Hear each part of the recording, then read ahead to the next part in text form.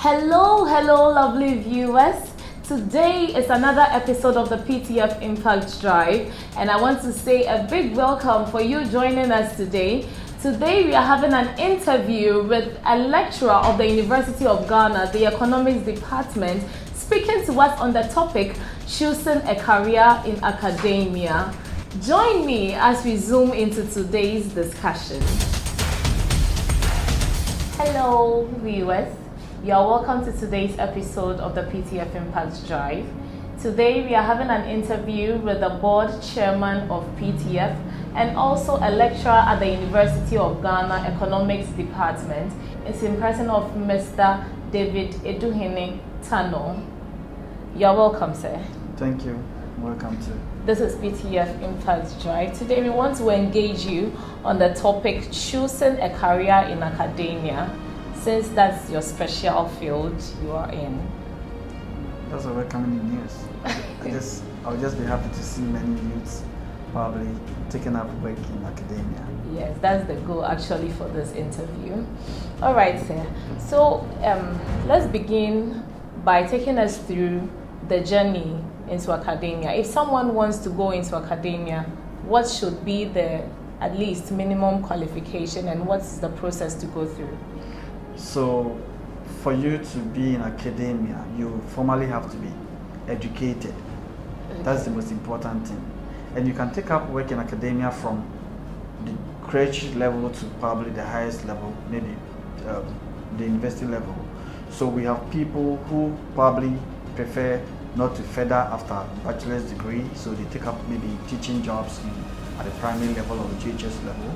The people want to move on, so they probably do MPhil, because that is the minimum requirement for teaching in the university. Okay. So being in academia is not only about teaching in the university. Anybody that teaches even in the basic school is already into academia. Yes, of course. Once you are impacting knowledge, you are already in academia. But at the university level, we do a lot of things. That is why people actually look at academia relating to just the university level. Okay. All right. So I researched on academia and I realized the teaching aspect is just a little part of the whole process of being a lecturer. There are other activities that lecturers are also into. If you could educate us more on that. Yes. I would say the teaching job is just like 20% of academic work. Okay. Always student probably be on vacation, but lecturer still comes to the office. Once you finish probably your teaching work, maybe 6 hours a week or 8 hours a week, the rest of the hours left out of the 40 minimum required hours for working is almost like 32 hours. Then that is dedicated to research work. Yes, so the teaching work is actually a minimal portion of academic work. Most of the work is dedicated for research. Okay. So more work is done in research than in the teaching that we all see. Yes, of course. More work more hours of work is dedicated to research work compared to just the classroom interactions we do. All right, Mr. Aduhene. So I want to find out, is academia meant for everyone? I wouldn't say so.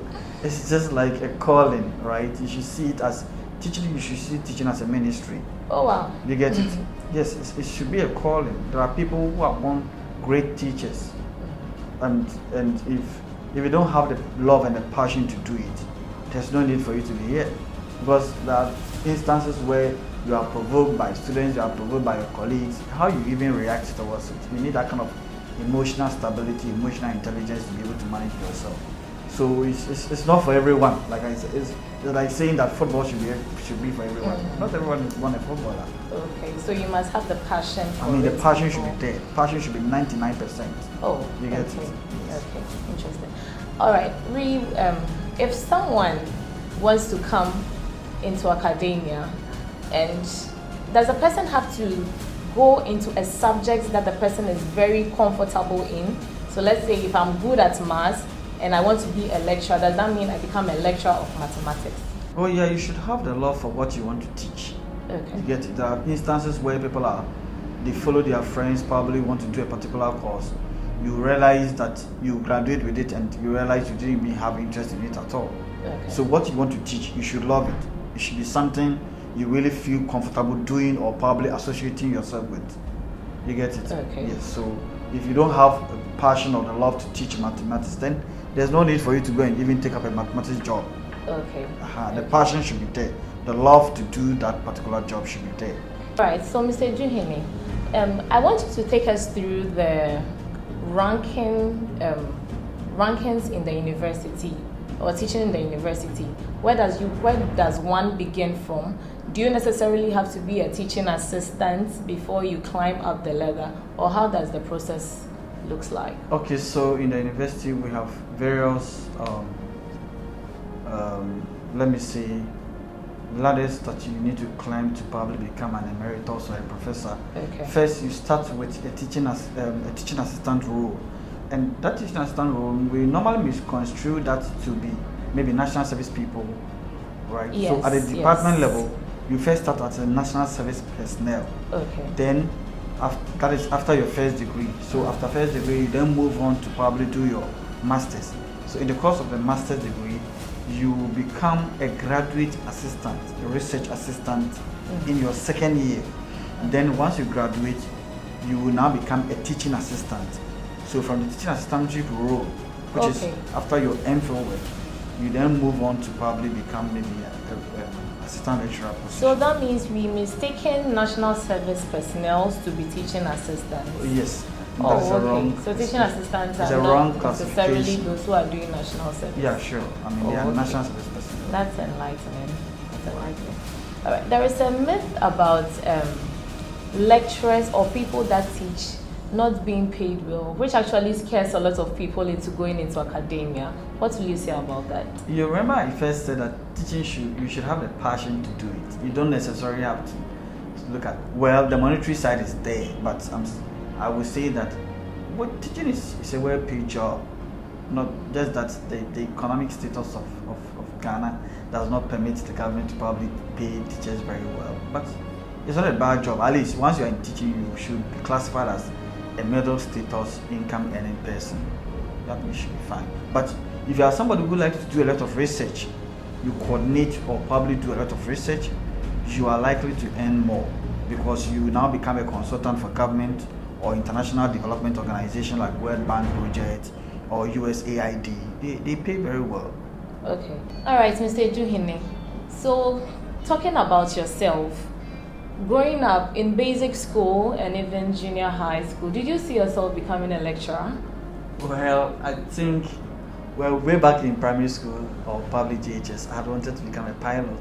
Oh, interesting. Yeah, I mean, that was my aspiration.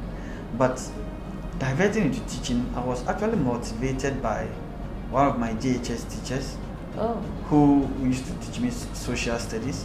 But he even also never became a teacher. I mean, he's now the head of internal audit at Ghana Commercial Bank, Mr. Sina. Okay, but he was teaching in your junior high school. But he didn't take it further. Yeah, he came to business school, completed, got job in the banking sector. So he's been in the banking sector, even though he now runs his own school, like more or less like a professional courses school, like ICAG and those stuff. Okay.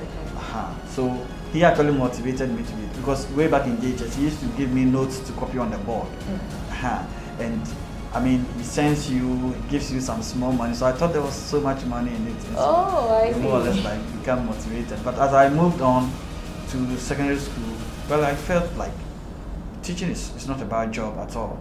So at the university level too, I was really motivated by my lecturers to take up that job. So that means that you started having the passion for it in senior high school? Yes.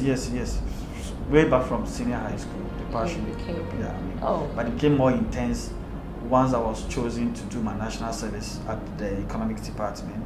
Okay. And so you now got to interact more with the lecturers, you see the kind of life they are living, the flexibility associated with the job, and I mean their love for students and the kind of, so you develop the kind of interest that more once you are closer to lecturers. Okay. If you are given the chance, would you want to go back to being a pilot? We're given a chance. Yes, I mean, I still have the passion to become a pilot, maybe maybe I'll do it as a hobby or that kind of. I want to be trained like a You'd pilot. be a pilot as a hobby. Yes, I mean How is that possible? not for not to do it as a commercial kind of thing. Probably a private You will staff. learn You will learn and that then kind you'll of be thing. able to drive. Yes, and it's something probably I want my child to be. So that's something I couldn't do. Probably my son could do that. Okay. Yes. All right, that's nice. I want you to say something to inspire the youth who want to go into academia. Oh yeah, I would say that we need more people who have a passion for teaching and research to be in it. You know, majority of the youth prefer to do quick jobs or probably job that fetches Money instantly. money. Yes, instantly. Yeah. But academia is a learning process. Even at the professorship level, you still learn because you could still write a paper for somebody at your junior level to criticize it. You get it? Okay. So I would want to tell the youth that taking jobs in academia should come with passion. You should have the love for it, and probably if you prefer to do more research, you could earn more in academia. So it's not a bad job at all. Okay. You know, and then the kind of social status or probably the respect people give you is also one advantage. Okay. Okay. So as a lecturer, what has been your wow moment? What have you achieved being in academia that really made you excited about being a lecturer? Well, I would say there are lots. This is to see your students happy because of you is one of the wow moments, right? So sometimes you want to see your students progress in life. You probably somebody asks you for a recommendation, you write it, the student is able to get admission into maybe a reputable university outside the country or even within Ghana. And the person is able to call you and say, because of the recommendation you wrote for me, I have gained admission into this institution. You really see that yes, you have impacted positively in somebody's life. And then academia comes with a lot of stress. Sometimes you write a publication and then the journal rejects it. They write some reviews that you read and you feel like, wow, why am I even doing this in the first place? But your ability to write a paper for you to be accepted in international journals, it makes you feel like, oh, I'm making progress. Okay. Because you are normally promoted based on publications you get in high reputable journals, and so if you're able to do that for it to be accepted, you feel okay with yourself. Okay. So speaking about being excited about the success of your students, what are some of the things lecturers expect from students? We expect you to follow the instructions we give and also apply what we teach you to real life situations. Your ability to think on your feet at every point in time based on what you know or what you've been taught is very important. You get it? So as lecturers, we expect that our students are able to apply most of the things we teach them to real life situations in order to have maybe positive side of life and not the negative side. So if I should understand you clearly, when we go to the examination hall and you set the questions for us, you don't expect us to give you what you have given us in your slides? Yes. I don't expect you to reproduce the definitions I gave you. Oh. Okay. Yes, I normally don't assess my students based on reproducing the knowledge or reproducing the definitions according to maybe Adam Smith or Leonel Robbins and those kind of stuff. I expect you to give your own definition based on how you understood it. Okay. That is what makes you a better person to think on your feet. If you keep reproducing Adam Smith definition from 1717, then you are not doing anything better. You get it? Yes. Okay. So your ability to apply what you've been taught from your own perspective is what makes you a smart person. You get it? And then apply it to real life situations. That's what makes you a good one. All right. Thank you so much, Mr. Aduhene. You've made justice to the topic for discussion today. It's good to have you.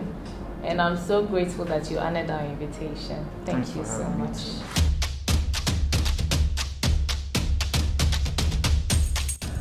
I would like to say a very big thank you to you, my viewers, first of all, for staying through this discussion to the end. I hope you have learned so much. Probably you'd want to be a teacher, a lecturer, in whatever field you are specialized in. Don't worry, I'm sure these steps you have taken from the interview is going to help you make the right decision for your future. Also, I want to say thank you to our production team, Media Giants, for putting this together. It's awesome working with you guys every week. And also to my founder, Mr. Emmanuel Aja of Positive Transformation Foundation.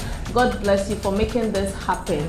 In other news, Positive Transformation Foundation is embarking on a seminar which is named the Live Conference at the University of Cape Coast on Saturday, 17th of July 2021. That is the next Saturday coming. And we want to invite you. You can link us up on the contact that will be shown on the screen if you are interested in joining us. The keynote speaker for this conference is Dr. Michael Abusakara, who was the flag bearer for CPP in the 2012 election.